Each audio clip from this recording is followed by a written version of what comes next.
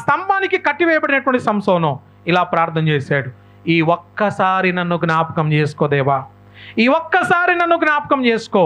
దేవుడు ఎంత గొప్పవాడో అర్థం కావడానికి ఆ ఒక్క సమయం సరిపోయింది. సంసోను జీవిత కాలం అంతట్లో ఎంతమందిని చంపాడో దానికి రెట్టింపు మనుషుల్ని ఆ ఒక్కరోజే చంపాడంట సంసోను. దేవునికి స్తోత్రం, హల్లెలూయా. ఆయన శత్రువులైనటువంటి వారందరూ కూడా సంహరించబడడం అనేది మనం చూస్తూ ఉన్నాం. చాలా చిన్న ప్రార్థన, దేవా ఈ ఒక్కసారి నాకు ఆ బలాన్ని ఇవ్వండి, తిరిగి ఆ బలాన్ని పుంజుకోవడానికి నాకు ఆ బలాన్ని ఇవ్వండి అని చెప్పేసి అన్నాడు. భూ దిగంతముల నుండి నేను మొరపెట్టినప్పుడు ఎక్కలేనటువంటి కొండ నీవు ఎక్కించగలవు.